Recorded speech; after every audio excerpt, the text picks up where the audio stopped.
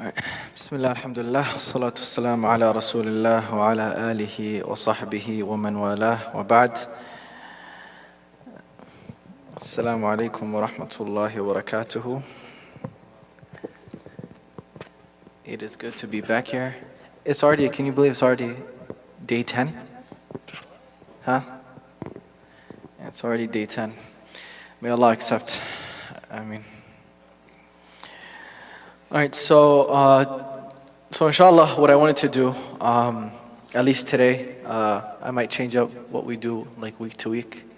But since we're still sort of, I'd say in the first third of Ramadan, and a lot of times this is, after this weekend, you'll start to see like the numbers dip a little bit until like the last 10, because people get tired and, you know, sort of wear themselves out and all that stuff, and schedule changes. So there's that zeal carries you through like the first week, and then after that, you know, you sort of, you know, taper off a little bit, come back to reality, and then once the last 10 gets close, you know, that energy comes back. But you know, Ramadan, it's a marathon, not a sprint.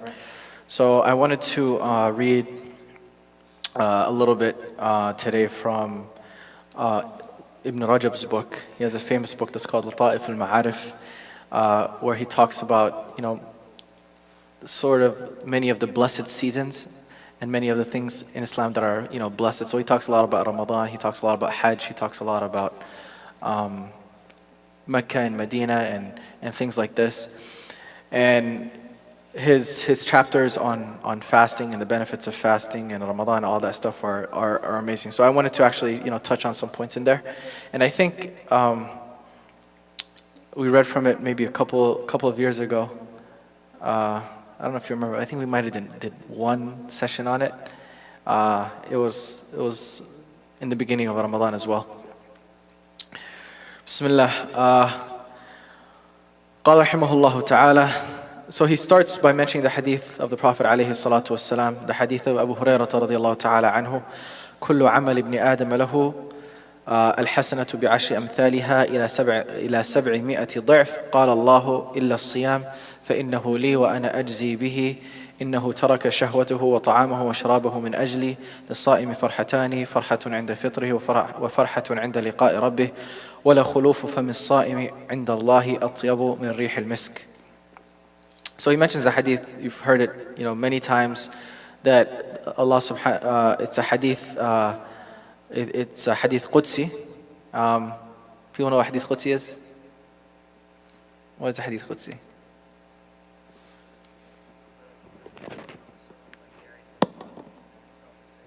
Okay, yeah. So what makes that different from Quran? Huh? I wouldn't necessarily say it's stronger. Well, it's coming from Allah, so I mean, if it's actually authentic, it's stronger in that sense, yeah. But anybody know what's the difference between like that and Quran, for example?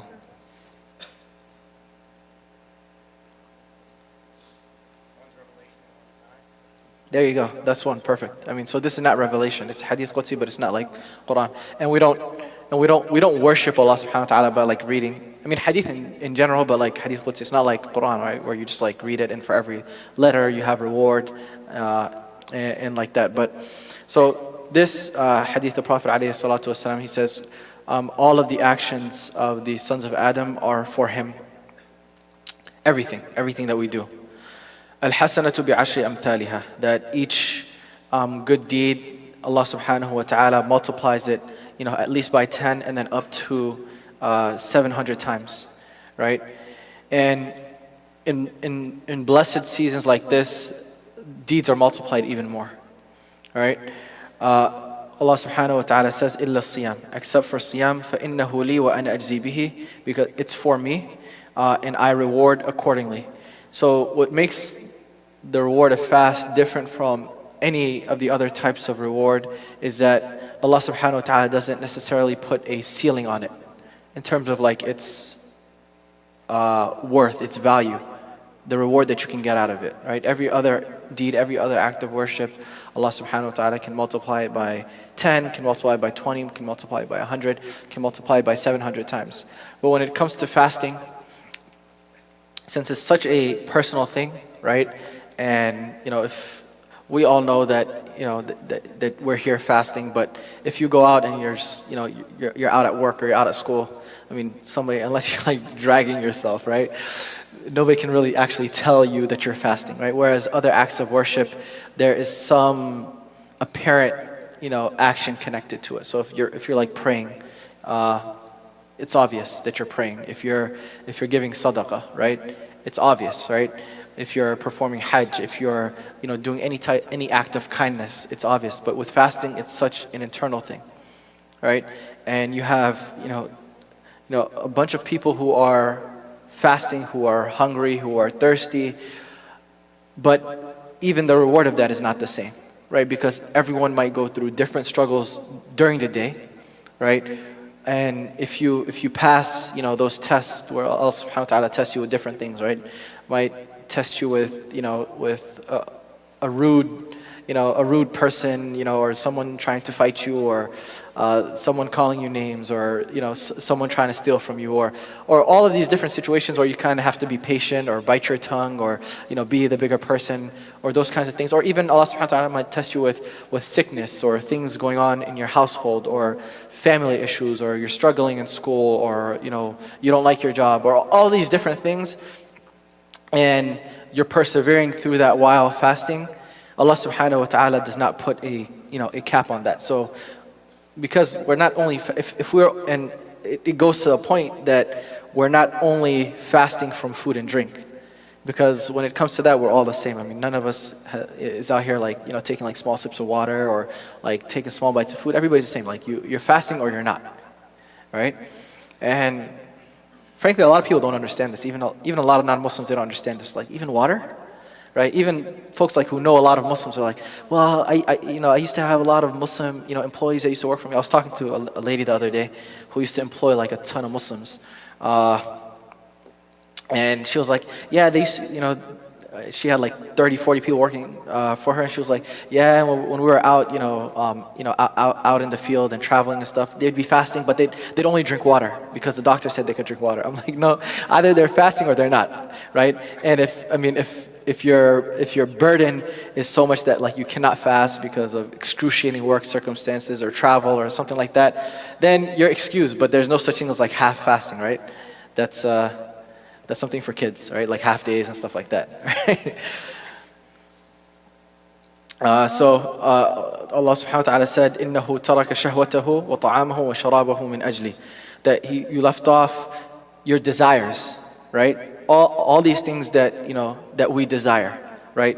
Food and drink are just some of the desires that we have, but we all have carnal desires, all these things that we fast from, and to teach us sort of that self-restraint. And we try and fast from if we have issues with cursing, or if we have issues with if we have temper issues, like all of these different things. We're trying to fast from these things, right?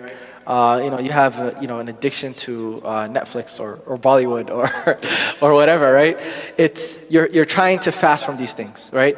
And that's what Ramadan is all about, and that's why Allah subhanahu wa ta'ala does not put any cap on the reward for fasting. And there's as much reward and punishment for action as much as there is for inaction, right? If you're sitting around and you see someone doing some type of evil, right, and you don't say anything, right? You might say, well, it's none of my business. Or nowadays, like people say, like, well, I don't want to be judgmental. Or well, you saying somebody, hey, what you're doing is wrong, you shouldn't be doing this, saying it in a nice way, being understanding, that's not judgmental, right? That's like 2018 version, right, of being judgmental. But there's as much reward and punishment to action as there is to inaction, right? So you increase in these things as well, right? In joining good, forbidding evil, and doing it, in a kind way. I will never forget the story of what happened here a couple years ago. I don't know who was here. I think you were here, but there might have been some other people here. There was one brother who was getting ready to accept Islam. It was like the last 10 nights of Ramadan. And one brother was getting ready to accept Islam. And I think he might have he might have took the shahada like after Asr, and then there were some brothers here doing i'tikaf. And the guy, like, I think, he was just converting, so he was tatted up a little bit, and I think he was wearing like a Bob Marley shirt, right? And, and one guy came up to him and said, "Brother, mashallah, welcome to Islam. You shouldn't wear this shirt." I said, "Oh," and I just grabbed my, so enjoining good and forbidding evil is not like, if you don't know how to do it, like they say, don't try this at home. You don't have to, right? Because there's a wisdom that comes with it as well. I mean, and a lot of that wisdom is common sense, really, right? Focus on the basics, right? There's priorities. Salah is a priority. Fasting is a priority. And then there's a second level of things and the third level of things, and you sort of go in order. But if you spend all of your time enjoining and forbidding like things which are secondary and tertiary, and you're not encouraging people to come to a masjid or to pray or to be kind to their parents, or like the very fundamental basic things that every single person should do, right? Then there is your priorities are all misconstrued. So the Prophet Allah subhanahu wa ta'ala, he says here, then للصائم فرحتان فرحة عند فطره وفرحة عند لقاء ربه ولخلوف فم الصائم عند الله أطيب من ريح المسك. So the fasting individual has two moments of happiness. One, فرحة عند فطره, that moment that when you break your fast, so sort of it's a sense of relief, right? And then your second moment of relief and happiness is when you meet Allah subhanahu wa ta'ala, and you go to Allah subhanahu wa ta'ala, and you've accumulated all of this fast, all of this reward. Have you ever done anything that you don't know that you've been doing it, or you don't know how much time you've been spending doing something, and then you just wake up one day and you're like, man, I did all of this, right? Or you go back at the end of the semester and you look back at your notes and you're like, did I write all of this, right? And that's the sort of the feeling, right? Because you're accumulating these things, and day in and day out, you just you focus on the day, and you try to win the day, and you try and make this your best fasting day. You try and make it to the masjid, you try and read some Quran, you try and make some dhikr, you try and do all these things, and then and then you sort of just goes in your reserve, and you kind of forget about it, right? And then when you go to Allah subhanahu wa ta'ala, and you see that all of this has been accumulated, it's a huge sense of relief, right? Some people have that feeling when they look in their bank account, right? Like, I've been working, and then you look in the bank, like, oh, I didn't know I was doing this well, right? وَلَخُلُوفُ فَمِ الصَّائِمِ أَطْيَبُ عِنْدَ اللَّهِ مِنْ رِيحِ الْمِسْكِ. So continuing, then he starts to talk about a little bit about why the reward for fasting is so magnificent. Anybody know? Like, what makes fasting an act of worship which is so revered by Allah subhanahu wa ta'ala that He does not put any ceiling, any cap on the reward that you can get for it, right? There's always like a cap, right? There's a ceiling that you can reach. Whether it's in your workplace, there's like a certain job title, certain salary that you can reach, and then that's sort of it. Like in sports, there's like a salary cap. There's a cap. With this, there's no cap. Anyone know? Yeah. So what does that mean? What is sort of the attribute behind giving that up? It's patience, right? You're being patient, right? You're just like, even with food and drink, I mean, essentially, you're just being patient until Maghrib time, until 8:30 or 8:20 or whatever the time is, right? It's that patience. And Allah subhanahu wa ta'ala says, إِنَّمَا يُوَفَّى الصَّابِرُونَ أَجْرَهُمْ بِغَيْرِ حِسَابٍ in the Quran. That the patient people will be rewarded like beyond account, like beyond any number that you can think of. Right? And because of this, they say this is the verse that many of the scholars refer to, and they say that's why there is no cap to the reward for fasting, because fasting is essentially an act of patience. Not only is it an act of patience, but it brings together all three types of patience, which are come on, sisters, I need some participation here.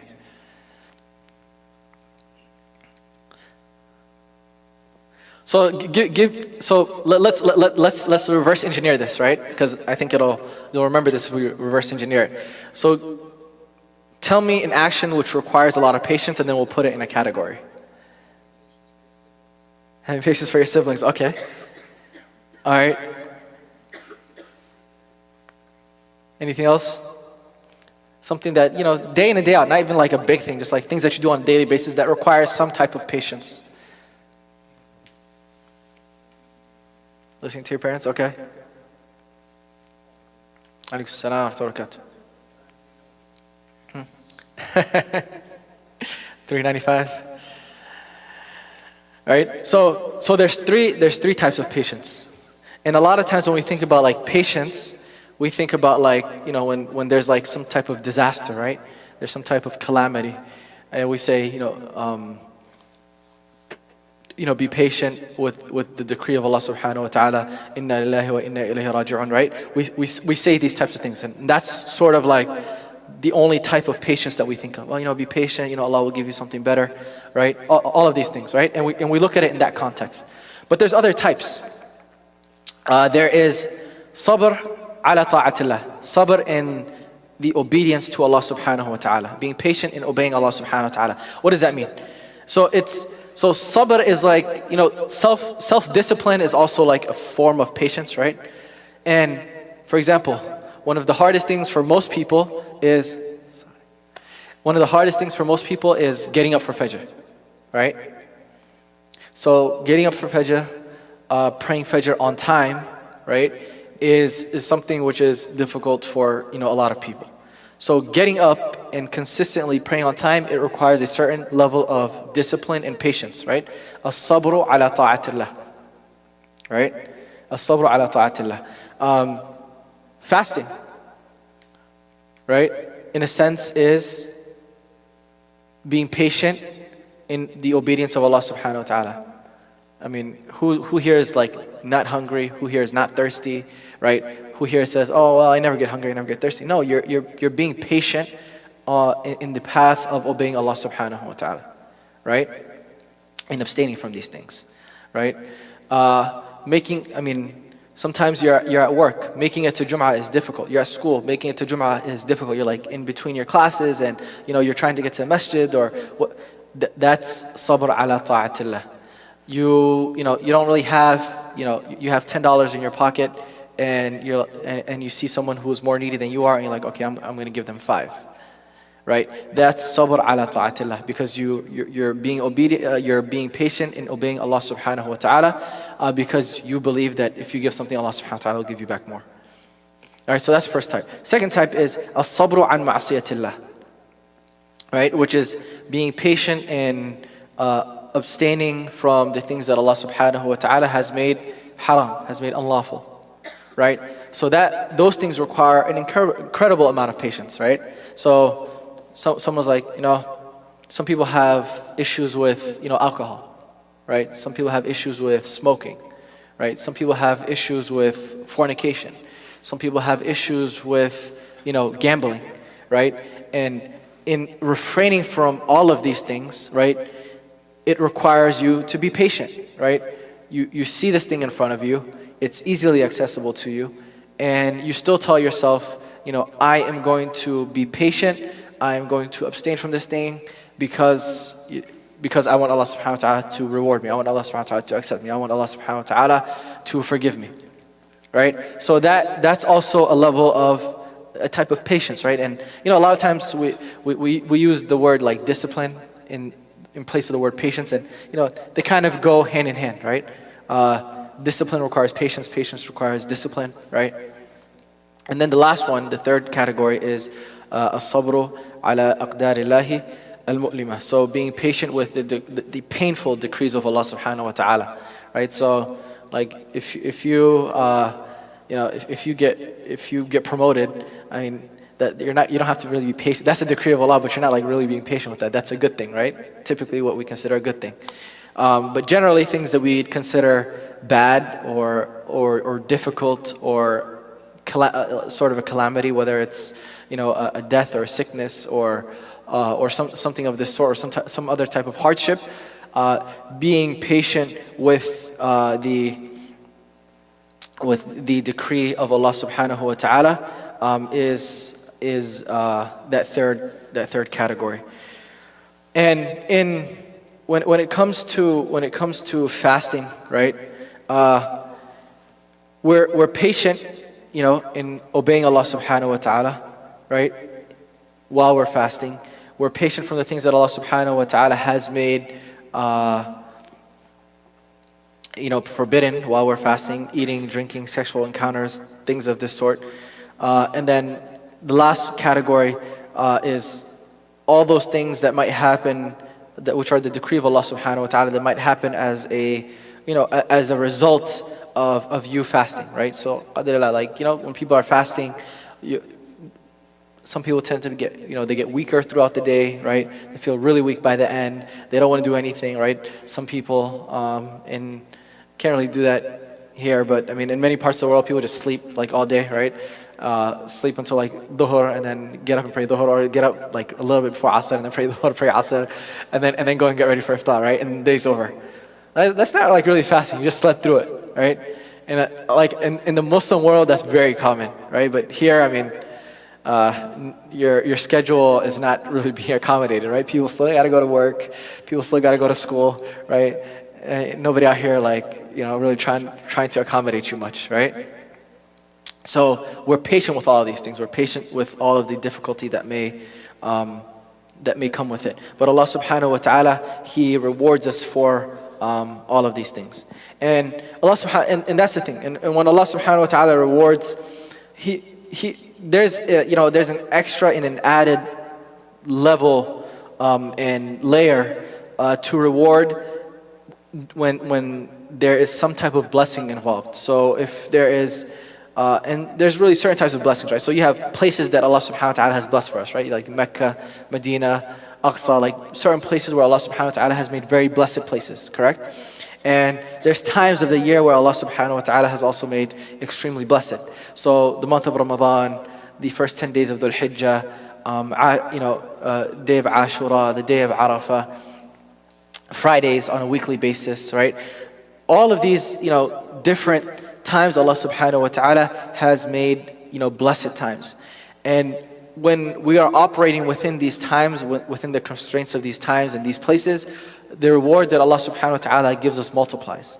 So when you talk about, when you're sitting in the Prophet's masjid, or you're sitting in Masjid al-Haram in Mecca, and you pray 2 sunnahs, those 2 sunnahs, sadly are not equal to 2 sunnahs like in Darnur, right? It's a completely different level of prayer. First off, we already know that Allah subhanahu wa ta'ala multiplies the prayers over there by, 1,000 times or 100,000 times. But just being in that blessed place, right, multiplies the reward. And it also multiplies the sin, right? When you're sitting in front of the Kaaba, or sitting within the boundaries of the Haram, or sitting during the month of Ramadan, is different from like sitting like on any regular day, right? So it's not the same. The rewards are not the same, and the sinning is not the same, because it's that much harder to sin too, right? It's like you're in a blessed time, you're in a blessed place. Like you really have to be evil to like be in front of the Kaaba and intentionally like just do something totally haram, right? But if you're somewhere else, right, and you don't have that visual in front of you, then the shaitan can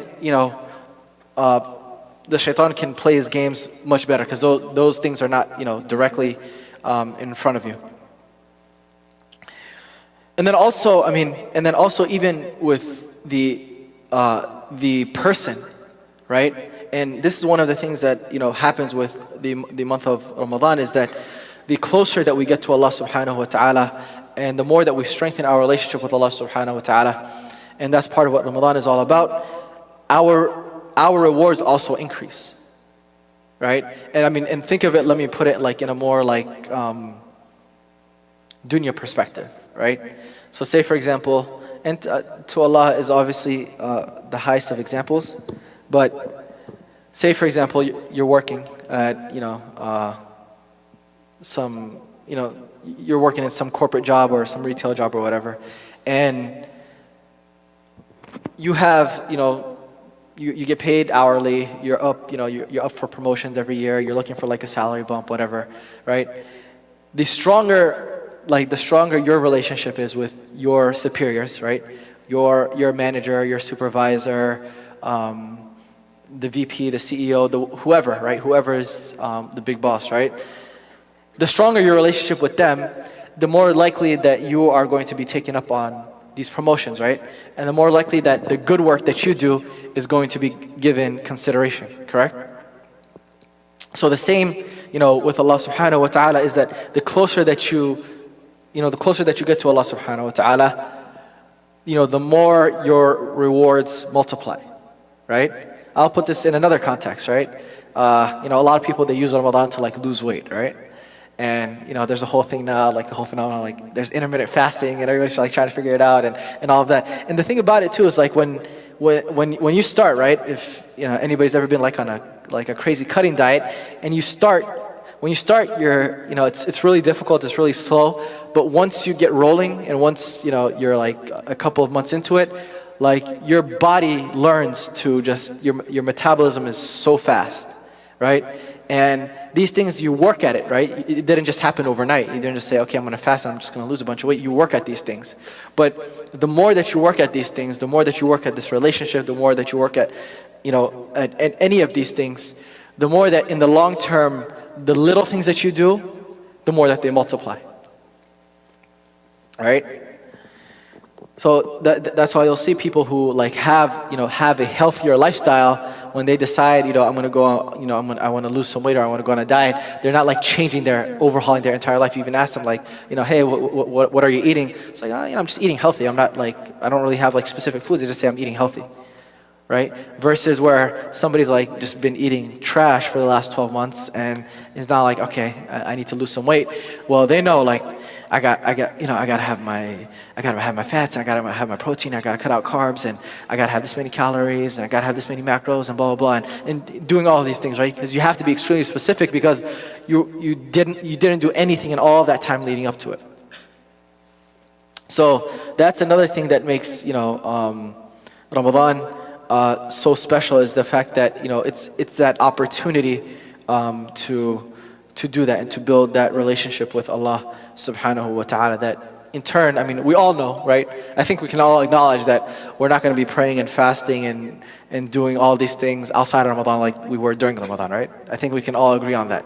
But the goal is that when we leave Ramadan, that we leave it in a state better than when we entered into it, right? So like what we were doing like on 28 Sha'ban and 27 Sha'ban and last year, Rabi' al-Awwal, what we're doing like in Shawwal and Dhul Qa'dah and Dhul Hijjah in the coming months is better, right? The goal is like, improvement. It's not, a complete, overhaul.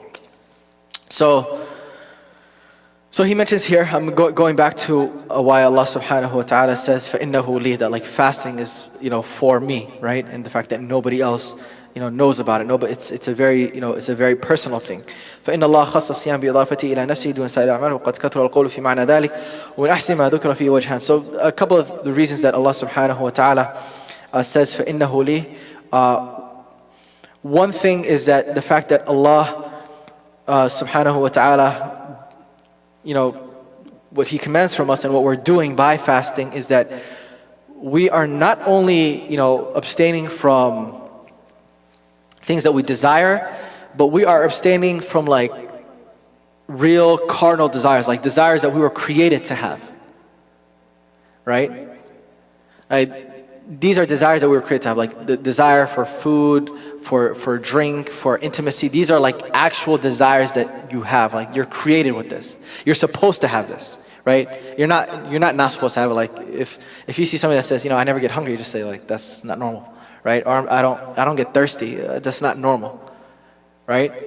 So these things that these are the things that we leave off for fasting, and because of that, Allah subhanahu wa ta'ala says, فَإِنَّهُ لِي, like you're doing this for me, because you're leaving off things that you were created to have. Other things you might say, like humans we're not created evil, right? We're not created to lie and cheat and gamble and steal and kill and murder and all these things. We're not created to do that, right?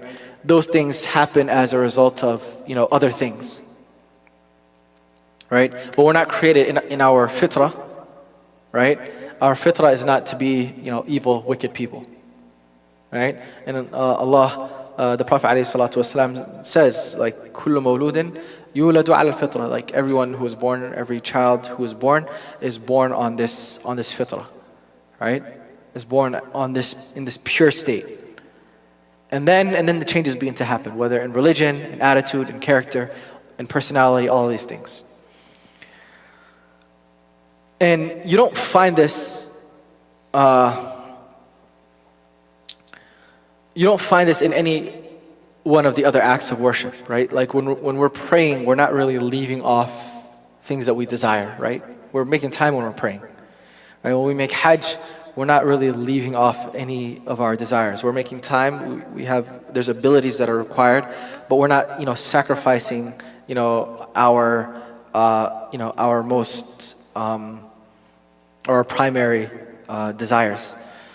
And then the second thing that he mentions, as for Salah, he talks about, we do, at least for the duration of the Salah, we do leave off some of our desires. Like you can't eat and be praying, or drink and be praying, or chewing gum. I know people that used to put gum under leave it on their tongue while they're praying, or just put it in, keep it hold it in their cheek or something, until the Salah was over. Yeah, you can't do that, right? You can't eat or drink and do these things during prayer. But the thing is, the amount of time that we're praying, it's not long, right? It's 5 to 10 minutes max.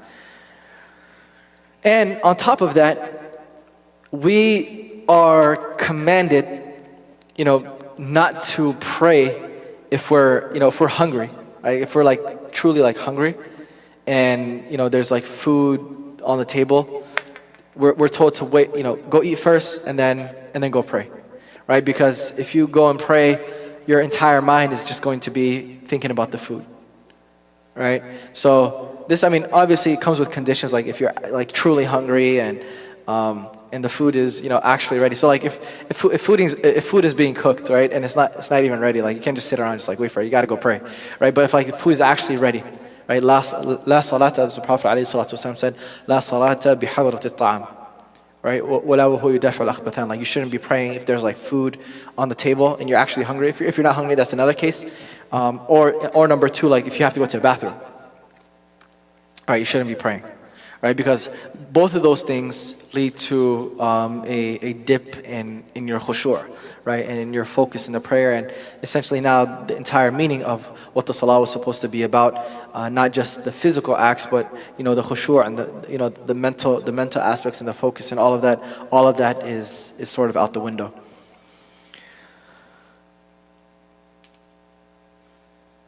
All right.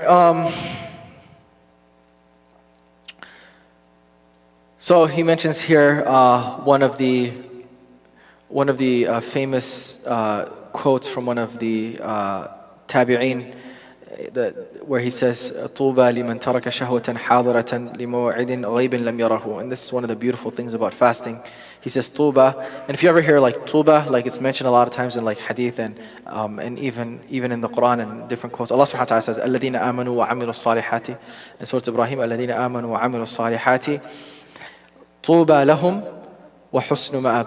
So Tuba is Jannah, right? So Tuba, and some scholars say it's like a tree in Jannah or something like this, but it's referring to Jannah. So he says Tuba liman taraka shahwatan hadiratan. So he says Tuba, Jannah, to the one who abstains from or abandons an existing desire for a future promise, right? The reason that we fast, and we fast from food and drink, we all have access to food and drink, right now if we wanted to, right? But we sacrifice that existing desire for a future reward, for a future return, right? And that's the thing. And that's the business of Ramadan, right? And that's what Ramadan is all about. Sort of getting into that mentality. You start to look at everything and yeah, man, as much as I want to do this, I'll sacrifice it so that Allah can reward me, right? And it's, that's what Ramadan is about. Ramadan is sort of like about changing that mentality, right? And again, I'm gonna try and make as many like real life examples as possible, because I feel a lot of times that we have like this world of like deen is deen, and then like there's all these other things like self-help and all these things that we watch, and we don't understand like there's actually a connection between the things that are actually happening in our day-to-day life and the things that that we learn in the Quran and the Sunnah, right? And like, for example, what's one of the things that, I'll go back to the issue of like dieting. What is one of the main things that people say when you're on a diet? People say it shouldn't be a diet, it should be a lifestyle, right? So what Ramadan teaches us is for this mentality, right? We don't always have to be fasting outside of Ramadan. Like, even fasting every day of the year is haram, right? The best to fast, or the person who used to fast the most and the best of fast, was the fast of Dawood alayhi salatu wasalam, and he used to fast every other day. But most people don't even fast that, right? Like the best of people probably fast like Mondays and Thursdays, and then 3 extra days out of the month, and some of the other blessed days, right? So the point is not that we're going to go out of Ramadan and we're going to always be, every single night we're going to be in prayer. Every single night or every single day we're going to be fasting. It's rather that you come out with that mentality and you start to look at things differently, right? Because you're training yourself that everything that you look at, every time you see something, you're like, I am going to give this up. I am going to give up this existing desire for a future return. And we take that, and you know what you call that? You call it sacrifice, right? And patience. And we do this all the time. We do it in, we go to school and we sacrifice years of our life for the hope that, that we'll have a job and we'll have some stability and we'll have this and this and this. We put in extra hours so that we can get, a better grade, so that we can get this, so that we can get that, and hoping that, some good is going to come out of it, right? People start businesses and invest into businesses and make that sacrifice, right? With the hope that that there's going to be future returns, right? Right? I'm teasing him a little bit. Check out his store. Free promo. Yeah, I don't care if it's recorded. So that's that's what it's all about, right? That's what sacrificing what Ramadan is all about, and that's what makes fasting special. It's not the food, it's not the drink, it's not the fact that you give up these specific things. Don't get focused on like the minutia. It's not about that, right? Ramadan is not about what are the first words that come to your mind when you think about Ramadan? Taraweeh, right? Okay, so Taraweeh is not even wajib. Taraweeh is sunnah, right? So literally, if you come to the masjid, pray Isha and bounce, then that's a great reward. And the purpose is to establish that, right? Establish consistency in that, right? But we focus so much on I'm going to stay for the extra prayers and all the nawafil and all the witr and all that good stuff, and I'm going to be here every night, but we forget that the most important thing. If you don't get me wrong, Taraweeh is amazing. It's great. There's a great reward for it. If a person starts with the Imam and finishes with the Imam, stays with the Imam until the Imam finishes, they will get the reward for praying the entire night. But Isha is more important than all of that. Isha is more important than all of Taraweeh, right? And I read a quote from one of my former teachers in Medina last week, and it's amazing how he put it. He said the sweat that drops that drips from your forehead while you're walking to Dhuhr on a random day, right, is more beloved to Allah subhanahu wa ta'ala than the tears that flow down your cheeks while you're in Taraweeh. Right, so think about that. So typically when you talk about emotion, you think if you have to rank things, you put tears above sweat, right? It's but what his message is that going to praying dhuhr with the jama'ah is more beloved to Allah subhanahu wa ta'ala than praying, all of Taraweeh. Because Allah subhanahu wa ta'ala likes us to start with the basic things, the fundamentals, right? And that's where ultimately the reward is. That's where this comes from. فَإِنَّهُ لِي وَأَنَا أَجْزِي بِهِ.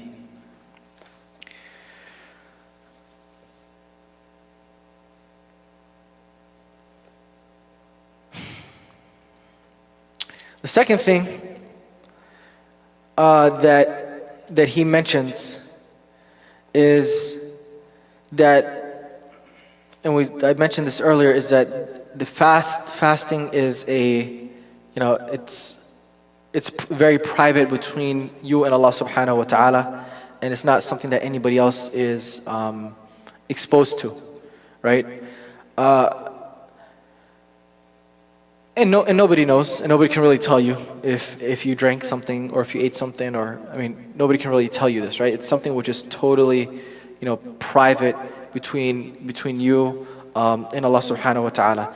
And because of that, some of the scholars say like it's almost impossible for like riya, showing off and boasting to creep into this act of worship, right? Because nobody really knows. Right? Nobody really knows. And it's good to sort of get, and to be to dig into this even a little bit deeper is the layer beyond showing off is sometimes you find like people who fast a lot and are like, man, like they're talking to someone who's like, man, I couldn't do anything today, I was fasting all day, right? And like talking about your acts of worship, right? And what happens is that this is not, it might not be like directly boasting about it, but indirectly, something can creep into your intentions, which is why it's good that even us, like even with regular days and regular routines and things like this, that we do not give off like a semblance of extreme exhaustion and just being totally wiped out because we're fasting, because what that does, it sort of diminishes that, right? When you're like dragging yourself, people can tell that something is wrong, right? They might not know, they might ask you, are you sick, are you okay? And then, it's just that you're fasting, right? So it's even that much more important for you to carry yourself and just use that extra level of energy, right? To carry yourself in a way that it's not something that becomes apparent to everyone around you. Everybody that looks at you can't clearly tell like that, that guy's fasting. Like, when there's like a Muslim guy in the office and he just doesn't do anything in Ramadan, like, yeah, he's fasting, right? And it happens a lot, right? It's something which is commonplace, and a lot of Muslims in the workplace, they sort of trade off like Ramadan for like the holidays, for like Christmas, like you do all my work during Ramadan and I got you during the holidays, right? And it's like an exchange, right? So it's important that that we don't use Ramadan. You can even look at the life of the Prophet ﷺ, the companions, right? Like Badr, like the Battle of Badr happened during Ramadan, right? Like these things happened during the month of Ramadan. Like on the 70th day, in the second year after Hijrah, like the first year of Ramadan, the Battle of Badr took place. Like real things were happening. Like they weren't just like sleeping all day. And so it's this thing that's very private between us and Allah subhanahu wa ta'ala. So I'll close with just mentioning just a couple of the benefits that the Shaykh mentions here about some of the benefits of leaving off our desires, right, for this period of time. And some I already mentioned before, and one thing is just it's a training for our souls, right? Like these 30 days, like it shows you that you can dominate your soul, you can dominate your actions, you are in control of this, right? And you're going to do what you tell your body to do. You're going to respond to what you tell your body to respond to, right? And it's a mental thing more than it is physical, right? And I'll give you an example. I'll give you a personal example, right? So Ramadan started when, like last I don't want to get into that debate, but Wednesday or Thursday, right? But anyway, all right, so we fasted right now, we're on like day 10. So me personally, one of the biggest problems for me is like, coffee headaches and stuff like that, right? So I was traveling this week, Monday through Thursday, right? And I did fast Monday and Thursday, like the day I was leaving, the day I was coming back, but the 2 days in between I didn't fast because I was traveling. And during those days, like, I was surprised at how much I could actually eat. Like I think on Tuesday or Wednesday I ate like 4 or 5 meals. I drank like 5 cups of coffee, and I'm like, and then I was thinking to myself, I'm like, how on earth was I fasting, right? Because I was just eating, and then I like eat, and like 2 hours later I'm hungry again, and then same thing Wednesday, but then Thursday I was like, okay, I was traveling again for most of the day, but I wasn't gone the whole day, so I said, okay, khalas, Thursday I'm gonna fast, right? And that's the excuse that you have when you're traveling, and it's really up to you depending on the situation and the intensity of the travel. So when Thursday came around again, like, just totally shut it off, right? And no craving for food, no craving for drink, no like coffee headaches or anything like that. You just turn it off, right? And it's what Ramadan teaches you is that, right? That you have that ability to you control yourself. Like, you don't, no, man, I just can't stop doing this, or this is hard for me. No, like, if you want to do it, if you really want to do it, you will be able to do it. So that's what, that's one of the things that the benefits of this, leaving off, these desires. The second thing, which is just as important, is it gives you time when you're not spending your whole day chasing your desires, right? And worrying about food and drink is a desire itself, right? How much time do we spend like thinking about what we're gonna eat, and then driving to where we're gonna eat, and then sitting down and making an order, and then like if you're yelping stuff, and and all of these things, right? And figuring out, zabiha, non-zabiha, right? And just like going through that whole process. How much time in a day do you actually spend like on food? Like, if you actually look at the time more closely, you'll realize like it's an inordinate amount of time. I know there's some chefs in here, so I'm not trying to throw no shade, right? But the point is that we spend an inordinate amount of time on this, right?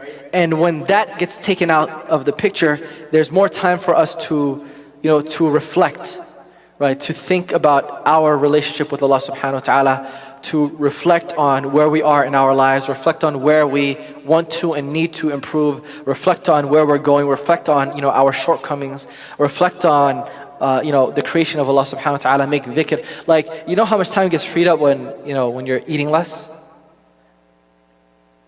There's a certain, and you can look at it. Unless you're eating a feast every day, the amount of time that you're eating decreases, right? Even if you're eating the same number of meals, right? Because you're spending less time doing it. So you have more time to do these things, and it frees you up for that. And that's that time and that opportunity, and just that that mental space, that mental capacity is what you free up to think about Allah subhanahu wa ta'ala, right? Because you have to fill that time with something, right? You're not thinking about what's my next meal going to be, and it's something that we all think about every single day, right? And then I know, like, the Mason students in here, like, you're debating, like, which line am I going to go to, which place has the longest line, and what place is open, what place is not open. Do I really want to walk to the other side of campus? And now I know the campus is a little bit bougie, and there's like Panera, and there's like all this other stuff, right? Before we just had like literally like 2 options, right? And it's like one or A or B, right? But now it's like there's Starbucks here and there's Panera here, and I think there's like a Panda Express, and it's like all this stuff on campus, but you spend time thinking about this, and then coordinating with other people. Hey, let's go here, let's meet here, where do you want to go? And all of these things, right? So you free up this time to think about Allah subhanahu wa ta'ala. Third is that the person who Allah subhanahu wa ta'ala has provided for, that person, now you can reflect on all that Allah subhanahu wa ta'ala has given you, and it's an opportunity for shukr, right? When you just take a step back and you look at you're not eating, but you see how much food is in your house, right? you really notice how much food is in your house when you're actually not eating it, right? You're just like, all of these bags of rice and all of these drinks and all of this water and all of these spices and all of this stuff. When you're actually not eating that stuff, it looks like it's a lot more, right? And you get to reflect on the bounties and the blessings of Allah subhanahu wa ta'ala upon you. Fourth thing is that you make it more difficult for the shaitan to really creep up on you, right? Because when you're fasting, a lot of people talk about, I mean, even when you talk about like fasting diets and things like that, people say like, oh, mentally I became sharper and I became more focused and things like that, and you just become more aware, right? And the shaitan is now not able to just casually cause you or influence you to do things that before that it might have been much easier to do, because now you're focused, you're thinking, you're aware, right? And that's what Ramadan and taqwa and all of this stuff is about. It's increasing that awareness that when we do something wrong, when we're about to do something wrong, when we're in a gray area, like we are aware of this. Like we're not just like totally just like negligent, right? And just walking around on this earth without any idea of what's right and what's wrong and what's a gray area, and what should I be doing, what shouldn't I be doing, what do I need to be wary of, all of these things, right? So that's what, and the Prophet alayhi salatu wasalam, he said, رُبَّ صَائِمٍ حَظُّهُ مِنْ صِيَامِهِ الْجُوعُ وَالْعَطَشُ وَرُبَّ قَائِمٍ حَظُّهُ مِنْ قِيَامِهِ السَّهْرُ. The Prophet ﷺ says some people, like the only thing that they're going to get out of their fast is like hunger and thirst, and some people the only thing that they're going to get out of their praying is just being up all night, right? And you want more than that, right? We want more than that. We want reward. We want all of these these transformations to come with it. So I'll stop here, inshallah ta'ala. والله سبحانه وتعالى أعلم وصلى الله على نبينا محمد وعلى آله وصحبه وسلم. I don't know if there's any questions or comments, yeah, but I do have to also get out of here soon.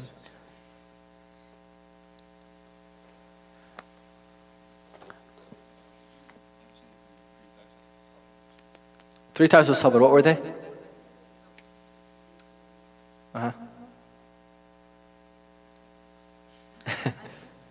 Yeah.